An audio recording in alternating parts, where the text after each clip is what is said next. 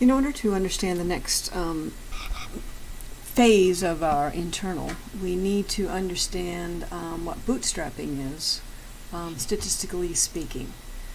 So, and you're going to have to briefly talk about bootstrapping and explain very, very briefly what it is and why we do it. So, we've talked about sampling and how, a single sample, taking a single sample to make a reference about what's going on or an inference back to the population is a bit dodgy because of sample variability, because we know a single sample is a snapshot, but every sample that we take will be different from every other sample, and so because of sample variability, we're not really sure what we do about the truth and which sample should we rely on and where is the truth with reference to the population.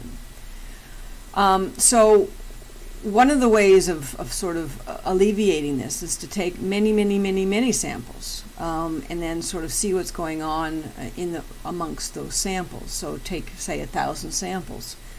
But taking 1,000 samples from the population, pulling them out and sampling and then doing that 1,000 times is very laborious. It's very labor intensive. It takes a lot of time to do, and it's cumbersome. So statisticians have come up with a method for doing this quite quickly. So what they do, what bootstrapping is a way for statisticians to sort of get the same idea around what things would look like if we took 1,000 samples without actually taking 1,000 samples. So what they do is they resample from the original sample.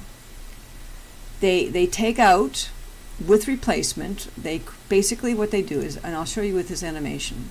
So here's the original sample, right? And this happens to be weights of forwards and backs in a rugby pitch or on a rugby team.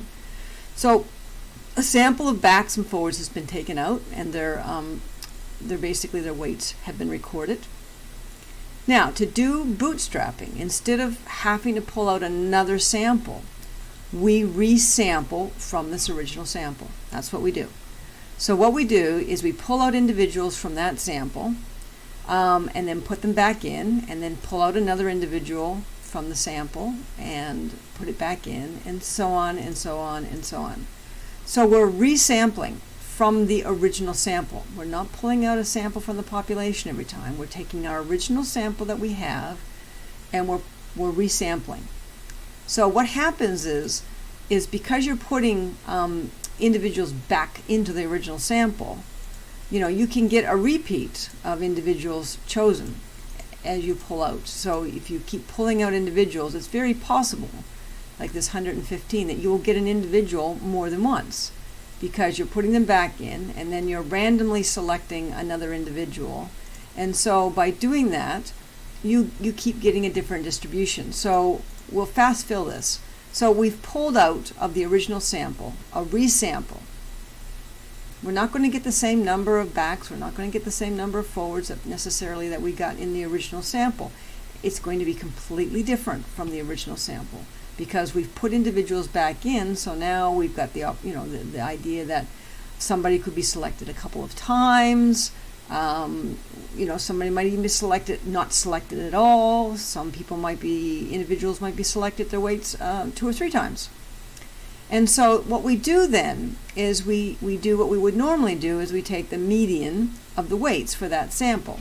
So we calculate the medians for this weight.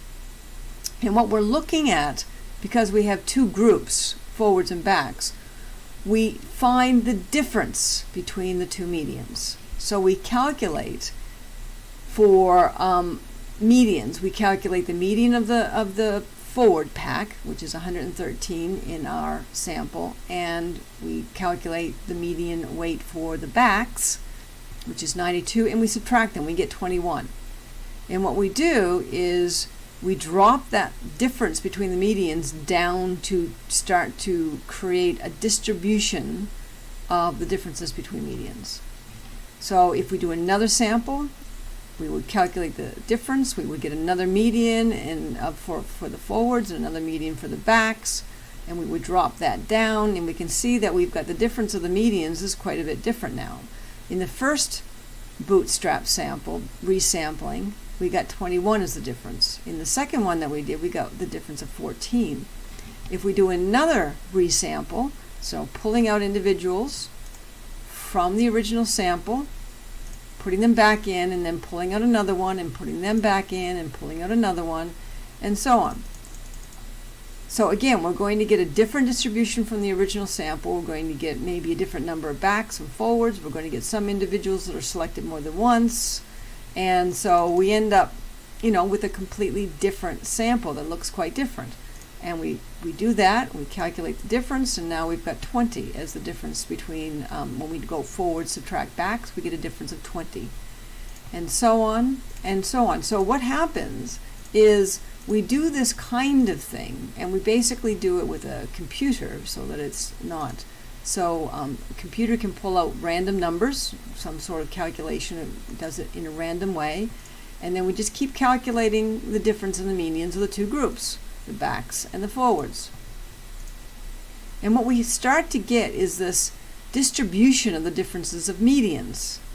So if we would try to do this 1,000 times, we are not going to do this 1,000 times, but a computer program like Insight, for example, would do this 1,000 times.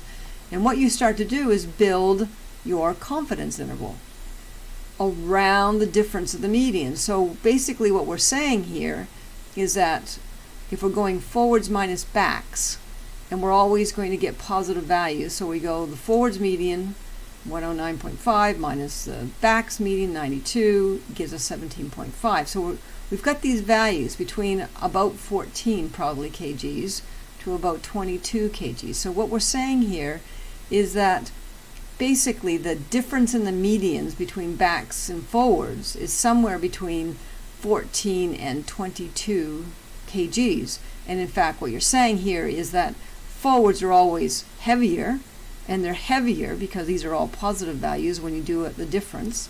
They're heavier by somewhere between the difference of 14 to say 22 kilograms. And so we can safely start to create a 95% confidence interval that we could say that, well, the difference between these two groups is somewhere between here and here. And that's the beginnings of our confidence interval. We'll need more detail around that and more explanation, but that's what bootstrapping is, and that's what it starts to create for us, statistically speaking.